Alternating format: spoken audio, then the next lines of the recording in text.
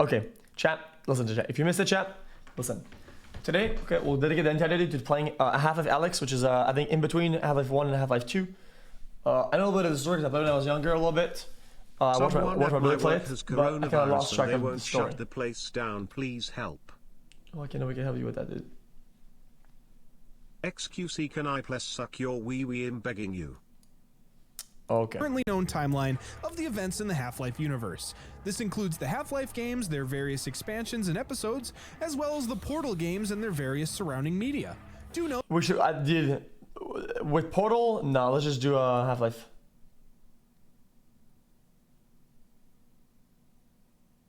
Okay, so it's Half-Life then Portal, is this correct? No, it's mixed. It's fine, it's connected, is it? Note that for the events covered in the original Half-Life game, we'll be illustrating them using the recently completed fan remake by the Crowbar Collective, Black Mesa, simply because, well, selfishly, I just wanted to play that one. Now, without further ado, this is what you need to know about Half-Life. Our story begins in the 1950s with the establishment of the Black Mesa Research Corporation, as well as their rivalry with the Unorthodox Corporation and former shower curtain manufacturer Aperture Science over various government contracts. Decades later, in the 1980s, the companies remain neck and neck in competition, with the two developing similar but separate portal teleportation technologies. Aperture then begins development on their Genetic Lifeform and Disk Operating System, or GLaDOS, an artificial intelligence which they hope will accelerate research into the portal technology. Sometime in the 2000s, GLaDOS is turned on. However, she instantly becomes self-aware and takes control of the I'm sorry about that. I have the Aperture Science Enrichment Center, pumping it full of deadly neurotoxin to kill her creators. Some scientists survive, however, and install a morality core, which prevents her from using the gas again. They then start her on a permanent cycle of testing the portal tech with the surviving Aperture Science employees in hopes to perfect it before Black Mesa can. On the morning of May 16th, the Black Mesa researchers begin to test their anti-mass spectrometer, a machine designed to study crystals retrieved from the recently discovered border world, Xen, which Black Mesa scientists were able to travel to using their experimental portals. Due to Dr. Gordon Freeman's tardiness, the team in the Black Mesa facility's Sector C decide to use the extra time for further preparation. This includes increasing the power of the anti-mass spectrometer past its 90% safety buffer.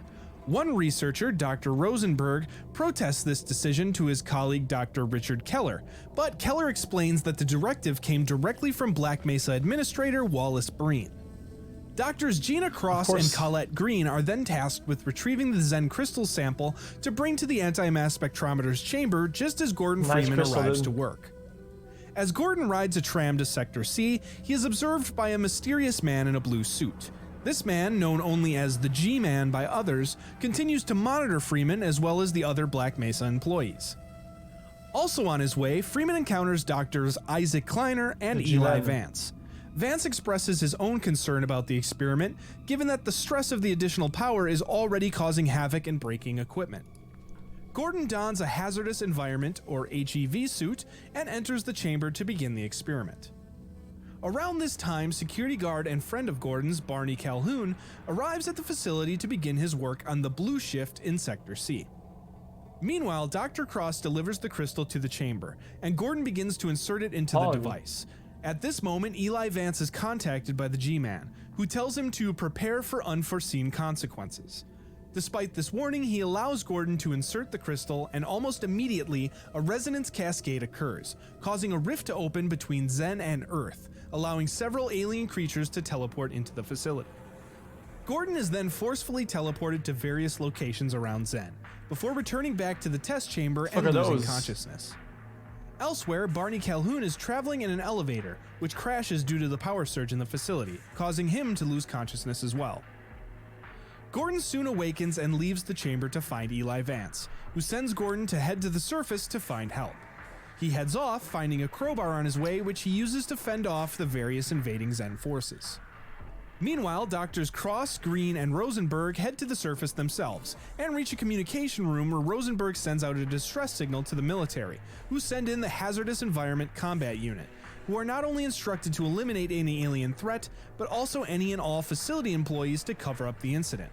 Among these soldiers sent to the facility To cover is it up, Corporal dude. Adrian Shepard and his Fake team, news. whose heliplane is shot down by a Zen aircraft, and they also lose consciousness. Jesus. Dr. Rosenberg is quickly captured by the arriving xECU forces, but Barney Calhoun awakens and reaches the surface, finding and freeing Rosenberg. He then assists the Doctor with finding the A-17 prototype test labs to hopefully use a prototype teleportation device to escape the facility. Meanwhile, Gordon discovers the xECU's presence and quickly learns that they are not there to help him and his fellow scientists. He then fights through their forces and reaches the surface, only to discover that the military has begun airstrikes on Black Mesa, forcing him to immediately retreat back down into the facility. Doctors Green and Cross then work with Dr. Keller once again, who instructs them to prepare a satellite delivery rocket for launch, which along with a prototype displacement beacon can reduce the effects of the resonance cascade and partially close the rift. They are able to disable the rocket's lockdown, allowing it to be launched, but are unable to trigger it themselves as the xECU arrives and takes over the control room.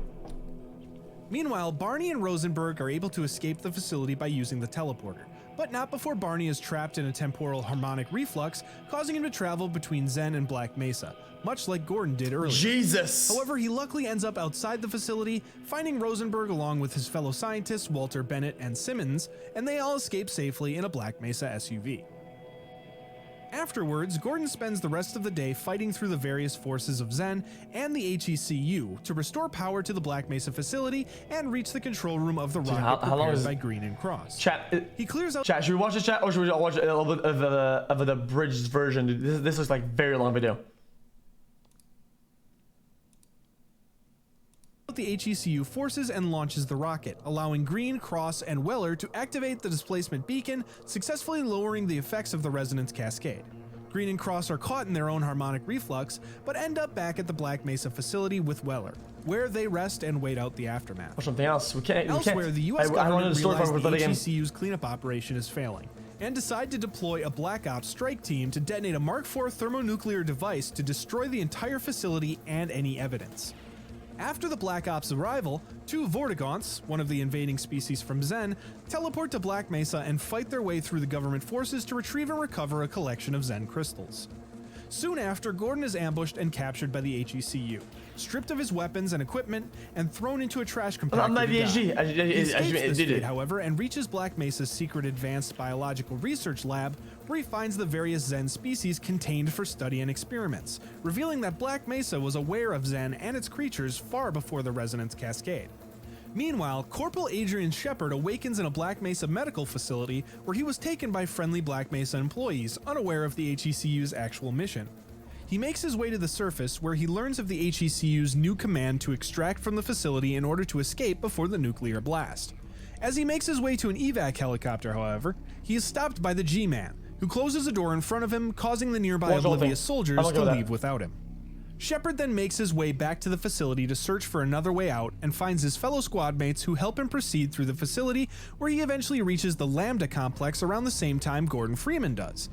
Freeman learns that the Lambda complex was where the Black Mesa staff was initially studying the teleportation technology that first took them to Zen. Scientists holding themselves up in the complex inform Gordon that the displacement beacon couldn't fully close the rift between the two worlds because of a powerful being on the other side keeping it open. Shepard then enters the complex just as Gordon jumps into the teleporter to destroy the being controlling the portal. As he does, alien controllers teleport in from Zen, which Shepard is forced to deal with. He then enters a temporary portal and teleports to Zen himself, where he finds a displacer cannon which he uses to teleport around Zen and Black Mesa, fighting a new invading species called Race X. On Zen, Freeman fights his way through the powerful creatures there, coming across the remains of the HEV suit-clad scientists who had teleported there to study the world before him. He eventually comes upon an alien grunt cloning facility operated by enslaved and seemingly friendly Vortigaunts. Gordon fights his way through the alien controllers in the facility and finds a giant portal which he enters to find the creature responsible for the rift's control, as well as the leader of the Zen forces and enslaver of the Vortigaunts, the Nihilinth. Upon noticing Freeman's arrival, the powerful figure begins to attack, and the two engage in battle. Well, that's like Meanwhile, at Black Mesa, it? Shepard learns of the thermonuclear device and fights his way through the Black Ops forces to find and disable the bomb. However, his efforts are for naught, as he soon sees the G-Man reactivating the bomb as he goes to leave. Unable to return to stop him, Shepard is forced to leave and finds a giant Race X gene worm attempting to enter a portal into Black Mesa. Shepard is able to destroy the creature to prevent its invasion, causing its portal to explode and knock him out. When he awakens, Shepard finds himself on a heliplane, much like the one he arrived at Black Mesa in. The G-Man greets him just as the nuclear bomb destroys Black Mesa in the distance. The G-Man then teleports them to an unknown location, claiming that he has to keep Shepard imprisoned in an isolated location at his employer's request, due to his knowledge of the events that transpired. The G-Man then escapes through a portal, and Shepard is left alone in the void. Meanwhile, Gordon battles and... Okay, so they're doing experiments and shit, right? And then they go to the planet, right? And then some shit goes wrong, right? And some things go back, and then they try to hide it and bomb it, so they boom, and then boom, they bomb the whole place, right? Kills the Nihilith. In its death, Gordon is teleported out of its lair and is overwhelmed by an explosion which freezes time. Emerging from the frozen blast is the G-Man once again, who finally speaks to Freeman. He reveals that thanks to Freeman, he and his employers now control the Zen border world. He then extends a job offer from his employers, teleporting Gordon to a tram car in the void. Gordon then accepts the job and enters a portal, after which the G-Man praises his decision, stating he will see him up ahead before putting him into a stasis sleep. After the events at Black Mesa, portal storms begin to rage across Earth, causing small interdimensional rifts to open across the planet, bringing forth a large number of life forms from Zen. While the various governments on Earth are distracted with fighting off these forces, the Combine, an extremely powerful interdimensional empire that had initially chased the Nihilith and its creatures to Zen in the first place, arrive in droves to invade Earth. The United Nations declare war on the Combine, but it only lasts 7 hours as the Combine proves too powerful of a foe. Former Black Mesa Administrator Wallace Breen then negotiates Earth's surrender with the Combine, allowing humanity's survival at the cost of a lifetime of enslavement. Breen is then appointed as a puppet ruler for the Combine advisors, and takes the role of Earth Administrator. Additionally, the Vortigaunts arrive on Earth, now free of their own enslavement. Owing an eternal gratitude to Gordon Freeman, the Vortigaunts are convinced by Eli Vance to join humanity in creating an underground resistance to fight and ultimately hopefully overthrow the Combine. Shortly after the Combine invasion in the Aperture Science Enrichment Center, GLaDOS is now seemingly alone in the facility. One of the last surviving employees, scientist Doug Ratman, gets a hunch about an initially rejected test subject named Chell. Due to her extreme stubbornness and tenacity, Ratman instead moves her to the top of the list of potential test subjects, hoping she would be able to take down the increasingly violent and sadistic AI running the facility. He then goes into hiding, finding various dens throughout the facility where he takes refuge, slowly slipping into madness caused by his now untreated schizophrenia. GLaDOS then awakens Chell from stasis sleep and begins running her through tests using the Aperture Science handheld portal device, promising her cake upon successful completion of all of the tests. However, Chell soon discovers some of Ratman's dens, finding various messages and warnings about GLaDOS' deceptions and true intentions, notably that the cake is a lie. GLaDOS also tortures Chell by providing her with a weighted companion cube as a friend, only forcing her to incinerate it after the test is complete. Chell completes all of the tests successfully, and afterwards GLaDOS leaves her into a pit of fire.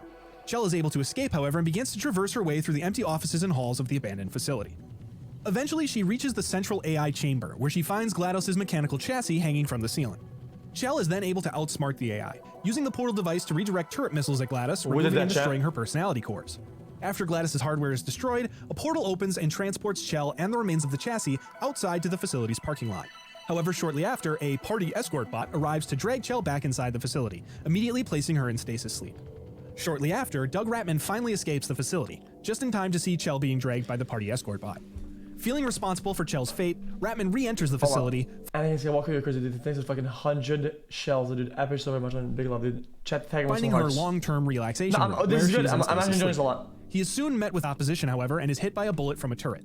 Knowing his only chance to save Chell would be to ensure her life support remains active, he crawls to a local workstation and redirects her room's power source to the facility's reserve grid. This ensures her survival, but puts no end date on her cryogenic sleep, meaning she will stay asleep indefinitely.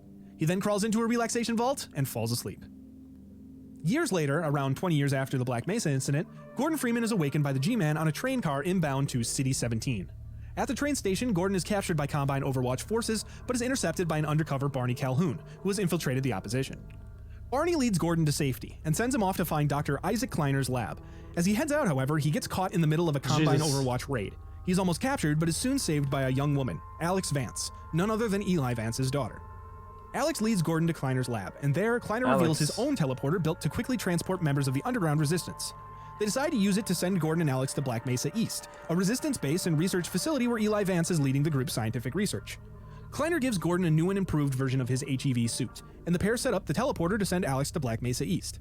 After a successful teleportation, Gordon enters the machine to be sent next. However, Kleiner's defanged pet headcrab, one of the hostile creatures from Zen, named Lamar, leaps onto the machine, causing it to malfunction. Gordon is then teleported to various locations, including Wallace Breen's office at the Combine's monolithic central building called the Citadel. Breen sees Gordon and immediately recognizes him, alerting his Combine superiors, the advisors, of his return. Gordon is finally teleported outside Kleiner's lab, and the scientist turns off the teleporter to leave him there.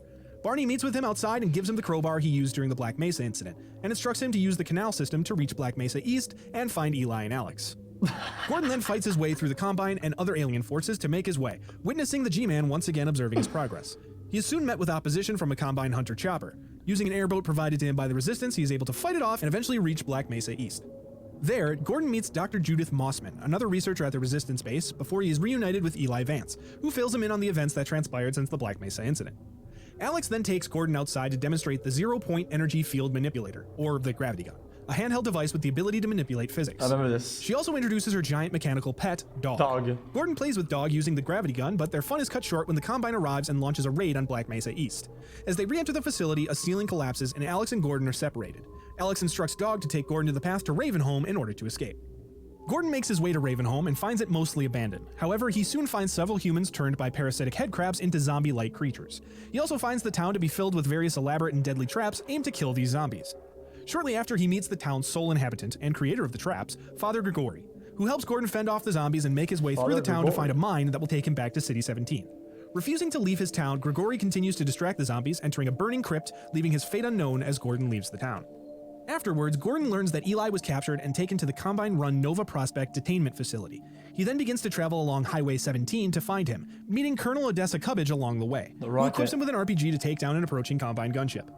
Eventually, Gordon fights and defeats an alien antlion guard. Afterwards, a Vortigaunt extracts a pheropod from the creature, giving it to Gordon and allowing him to control the antlion forces to aid him in his fight against the Combine opposition. Gordon reaches Nova Prospect and meets up with Alex. There, they find a recording of Mossman talking with Breen, revealing that she had been a spy working with him in some capacity. Alex and Gordon track down Mossman and confront her, but she insists that she only acted to protect Eli and their work. Alex refuses to listen, retrieving her father from captivity and forcing Mossman to use the chat, this is getting dank, okay? The guard guy was an infiltrator. He infiltrated like the bad guys who tried to cover up, dude. She's a spy that infiltrated, dude. Dude, guys, the Combine right? built based on the research supplied by Mossman to take them all back to Kleiner's lab. However, Mossman is able to take Eli and teleport them to the Citadel, leaving Alex and Gordon behind to fight off Combine forces as they prepare the teleporter to take them to Kleiner's lab. However, when they use it, the teleporter explodes as they do, destroying the facility. Once they arrive in Kleiner's lab, Gordon and Alex are informed by the doctor that their teleportation wasn't instant, and the two had been missing for a week. Kleiner reveals that in that time, the Resistance began their uprising, taking the destruction of Nova Prospect as a signal to strike. Gordon then takes Dog, and the pair leave Alex and Kleiner to escape the city while they head out to aid in battle. Dog is separated from Freeman and carried away by a Combine dropship, but Gordon is able to meet up with Alex, who is later captured and taken to the Citadel. Oh no. Gordon then finds Barney, and the two fight towards the Citadel where they find Dog searching for Alex. Dog is able to open a passageway for Gordon into the Citadel, and he enters to search for Alex and Eli. Inside, Gordon uses a transport pod designed for Combine stalkers, or resistant humans that are transformed into lifeless husks by the Combine, to traverse through the facility. Eventually, Gordon comes across a weapon confiscation field, which destroys his weapons, save for the gravity gun, which causes the field to malfunction and instead charge the gravity gun and Gordon's suit with the dark energy the Combine uses as a basis for their weaponry. After he fights his way through the facility and enters another pod, however, he is discovered by Breen, who transports the pod to his office. There, he is met by Mossman, who apologizes and leads Gordon to Breen, who is mid-conversation with Eli. Breen tries to convince Eli to join him, but Eli refuses on moral principle. Breen then brings in Alex to use as a bargaining chip, threatening to send all three of them through a Combine portal to their overworld. However, Mossman intervenes and releases Eli, Alex, and Gordon from captivity. Breen then takes the gravity gun and flees to head to the portal to the Combine overworld to escape. Alex and Gordon leave Eli and Mossman, who escape the Citadel using Breen's escape pods, and the pair give chase, witnessing Breen talking to his Combine masters before he runs off again, leaving the gravity gun behind to be retrieved by Gordon. He then makes his way to the dark energy reactor as the portal begins to open. Gordon is able to destroy the reactor, causing a giant explosion, seemingly killing Breen. The G-Man arrives and freezes time, congratulating Gordon on his continued success and revealing that he has received other interesting offers for Gordon's work. Sometime after these events, a group of Vortigaunts appear and rescue Alex, as well as separating Gordon from the G-Man. The pair are then brought out of stasis by the Vortigaunts and teleported to the outside of the Citadel. They reunite with Dog and contact Eli and Kleiner, who reveal that the Citadel's core is about to explode, threatening to destroy all of City 17 as well as everyone in it. Alex and Gordon then head back into the Citadel to try to stabilize the core to stop its explosion. There, they find a recording of Breen's final conversation with his Combine masters that they interrupted, in which it is revealed that they evidently wanted to transport him using some kind of host body. Afterwards, they see an image of a Combine advisor and encounter a kind of telepathic effect before an advisor pod is sent through a tube beneath them. They're able to reach the Citadel core and are able to stabilize it and delay the explosion. Afterwards, Alex finds intel that the Combine intended on allowing the explosion to signal off-world Combine forces of the current crisis on Earth. They then find another recent recording, this time from Mossman, intended for Eli but intercepted by the Combine. She claims to have found the location of a mysterious project before her and her team are attacked by the Combine and a yet unseen creature called a Hunter. The transmission then cuts suddenly. Alex takes a copy of the transmission, and her and Gordon then board a train to escape the facility once again. While the train crashes, the two are able to escape the wreckage and fight their way through City 17, eventually meeting up with Barney, who is taking a group of survivors to a train station to escape the city. After fighting through very strong Combine opposition, Gordon and Alex are able to lead Barney and the survivors to safety before boarding a train themselves and leaving the city. Just as they escape, the Citadel explodes, decimating City 17 in its wake. The shockwave also causes Alex and Gordon's train to overturn, and the pair are once again knocked out. Alex is able to recover and use the gravity gun to free Gordon from the wreckage of the train. They look out to the ruins of City 17 and see a super portal above the remains of the Citadel. Suddenly, a portal storm occurs, and Alex and Gordon use a path it opened to enter a mine shaft. They reach a communication building where Alex is able to contact Eli and Kleiner, currently stationed at the White Forest Resistance Base. When Alex mentions the recording from Mossman, Dr. Magnuson, the base's leader, then enters the call and demands they bring them the recording as quickly as possible. Afterwards, they are found by the Combine, and Alex is attacked by a Hunter, critically wounding her. A Vortigaunt arrives just in time to keep Alex alive, and it carries her to a small resistance outpost nearby. So these are cool, then. Two other fighters, Griggs and Checkley, protect the Vortigaunt and his brethren while they heal Alex. Unfortunately, they are unable to fully restore her health without an Anthrine larval extract, and Gordon and the Vortigaunt that saved Alex then head off to retrieve it and bring it back to them. While the Vortigaunts are distracted healing Alex, the G-Man appears to Gordon once again, explaining that he had saved Alex from the Black Mesa incident due to her importance in his plans, despite Breen's objections. He then instructs Gordon to get her to White Forest, and instructs Alex to relay a message to Eli: prepare for unforeseen consequences. Alex awakens, fully healed, and the Vortigaunt then takes her and Gordon to the surface, where they witness a militia of Combine forces heading towards White Forest. Gordon then retrieves a car while being covered by Alex and the Vortigaunt, and brings it back to them. Alex and Gordon then leave in the car, separating from the Vortigaunt, who returns to his brethren to hunt the Combine advisors escaping in their pods. On their way to White Forest, Alex and Gordon stop at a radio tower to try to contact the base to warn them about the approaching Combine ambush. However, they are attacked by Hunters, which Gordon is able to defeat. Afterwards, they notice that their transmission is being blocked by the Combine advisors. They continue on, but soon find a crashed advisor pod on the side of the road. Upon finding it, they start to again encounter the telepathic effects they experienced when they witnessed the advisor inside the Citadel. They enter a nearby barn and find an advisor inside. Gordon and Alex attempt to destroy its life support system, but it emerges from its cocoon-like structure and telekinetically pins Gordon and Alex to a wall, attacking and almost killing Gordon before an explosion causes the creature to flee. Alex and Gordon then fight their way through more Combine attacks, eventually meeting up with Dog and reaching White Forest. There they reunite with Kleiner and Eli, and they all meet with Dr. Magnuson. Magnuson reveals that they plan to launch a rocket using the data Alex retrieved at the Citadel, along with the satellites Gordon originally helped launch during his Black Mesa incident, which they hope will close the Combine superportal. After fending off another attack, Gordon and Alex return to Kleiner and Eli to watch Mossman's message. In it, she reveals that the mysterious project she found was the Borealis, an Aperture Science ship carrying an unknown powerful technology that had long since mysteriously disappeared from its dry dock. Kleiner and Eli then get into a disagreement on what should be done with the Borealis, with Kleiner seeing value in using the technology for good, while Eli believes that something of its power would only lead to another incident much like Black Mesa. Kleiner leaves to assist Magnuson with the rocket, and just after he does, the G-Man appears on a screen behind Alex for a moment. When he disappears, Alex delivers his message to Eli, to prepare for unforeseen consequences. This takes Eli off guard, and in confidence, he reveals to Gordon that he knows of their mutual friend, and tells Gordon that he had delivered the same message to Eli at Black Mesa, and also reveals that the Zen crystal sample that caused the resonance cascade was provided by the G-Man himself. Magnuson then enters and interrupts the conversation with a warning that the giant walking Combine Strider force— Wait a minute, this kind of like changes everything, dude, does it not? Wait, so G-Man is like he's like instigating everything. He's like the did it right? Are advancing. He's like the fuel to all the problems. Instructs Gordon to use the Magnuson device, a sticky bomb that he can launch at and destroy the creatures. He then heads out and successfully uses the device to fend off the Strider attack.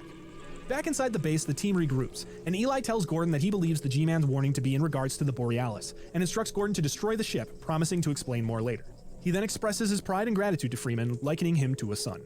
The group are then able to successfully launch the rocket, which works in closing the superportal and preventing the Combine from calling in further reinforcements from their homeworld. Alex then leads Gordon to a helicopter hangar to retrieve a chopper to fly to Mossman at the Borealis, while Eli follows. This makes sense. At the hangar, however, they are ambushed by two advisors, who again pin Gordon and Alex to the wall. They then capture Eli, who gives one final warning to destroy the Borealis no matter what it takes. He then tells Alex he loves her and to look away before an advisor impales his brain, probing his mind and instantly killing the man. An advisor then moves to grab Alex, but Dog arrives and fights them off, causing them to flee, which frees Alex and Gordon. Alex then rushes to her lifeless father and caresses his body as she weeps. This is the last we see of Gordon and Alex's story, well, at least yet for to now, go. but we do have one more to tell. More than 50,000 years in the future, Chell is finally awoken from her stasis sleep by Wheatley, a bumbling personality core who hopes to receive Chell's help, escaping the Aperture Science facility after its reserve power was lost. Wheatley leads Chell to a chamber containing an escape elevator, but she soon finds the remains of Gladys's lifeless chassis. Wheatley attempts to route power to the elevator, but instead accidentally awakens Gladys. Upon awakening, she immediately recognizes Chell and resents her for killing the AI. She then crushes Wheatley, tossing him aside before leading Chell to her old discarded dual portal handheld device. Gladys then forces Chell to go through test chambers once again, as the AI scrambles to repair the broken down facility. During her testing, Wheatley appears to Chell, hiding from Gladys, but revealing he survived his encounter with her. A few test chambers later, Wheatley and Chell are discovered by Gladys and are forced to make their way through the back halls of the facility to escape.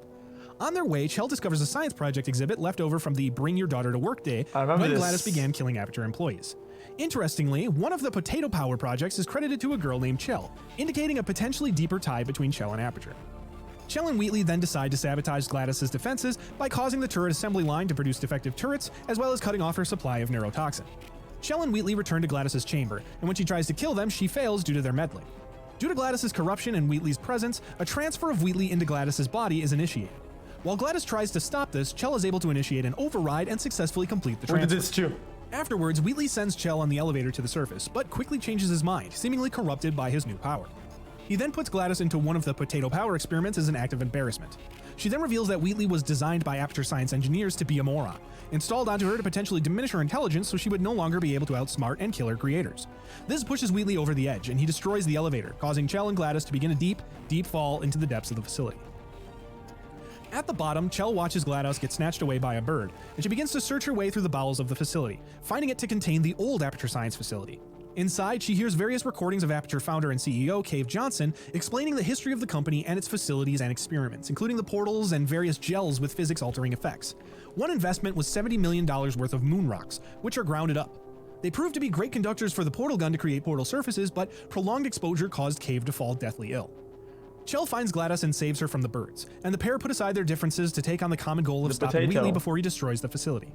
As Gladys begins to hear the recordings of Cave as well, however, she somehow recognizes his voice, despite never hearing it before. She then begins to mimic Cave's assistant Carolyn during a recorded conversation between the two. When Chell finds a portrait of Cave and Carolyn, Gladys recognizes them and is overwhelmed. In order to regroup, she turns herself off for the time being. Chell also finds another startling discovery in the Aperture facility, a dry dock for the Borealis, with the ship nowhere to be found. Chell then hears another recording of Cave during his last days, where he instructs his engineers to research artificial intelligence so they could transfer his mind into a computer to preserve it. He then proclaims that should he die before they can do so, he wants Carolyn to take over the facility, even if she disagrees, and states that she could take his place as an AI as well. Gladys then develops a plan to present Wheatley with a paradoxical phrase that should cause his logic processors to fail and disable him. However, when they reach him and present the paradox, it has no effect due to his programming to deliberately not think. Wheatley then succumbs to the scientist's AI design to forcefully test subjects, and he sends Chell and Gladys through tests of his own lazy design. However, as he discovers an increasing tolerance to the high provided from successful testing, he reveals that he found a new subject to test in the form of a robotic test subject, before leading Chell into a spike-filled death trap. Chell is easily able to avoid this trap and make her way to Wheatley's chamber. There, Gladys sends in corrupted personality cores, which Chell is able to attach to Wheatley, raising his corruption level and triggering another core transfer. When Chell goes to press the button to complete the override, Wheatley reveals that he had actually foresaw this outcome and sabotaged the button, which explodes. Chell survives the explosion and notices the moon through a hole in the crumbling facility. She grabs the portal device and shoots a portal onto the moon, causing her, Wheatley, and everything else in the room to get sucked into the vacuum of space. Chell grabs onto Wheatley, still connected to the facility, but Gladys detaches Wheatley and pulls Chell back through the portal, closing it and stranding Wheatley in space. Chell awakens later to see the two robots Wheatley planned to test on, named Atlas and Peabody. Gladys, now back in her body and in control of the facility, thanks Chell for helping her rediscover Carolyn deep inside of her programming. She then deletes Carolyn, seemingly returning to her old ways. However, she decides that despite her best efforts, she has been unable to kill Chell, and likely will never be able to.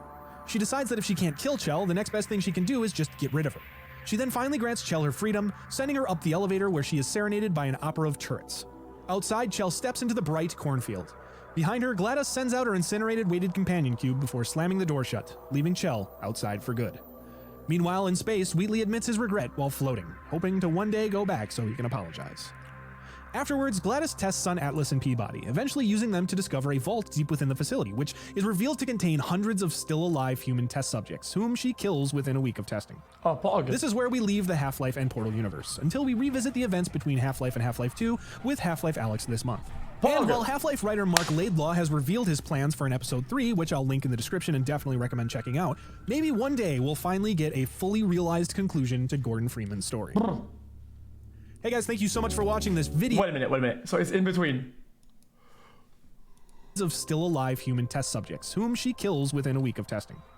This is where we leave the Half-Life and Portal universe, until we revisit the events between Half-Life and Half-Life 2 with Half-Life Alyx this month. And while Half-Life writer... Okay, Pog. Half-Life 15. What, is this Half-Life 15? Okay, chat. Chat, today, chat, we're going to do a no stalling chat. It'll be a little bit of a weird stream today, chat. Because we're in the VR room today.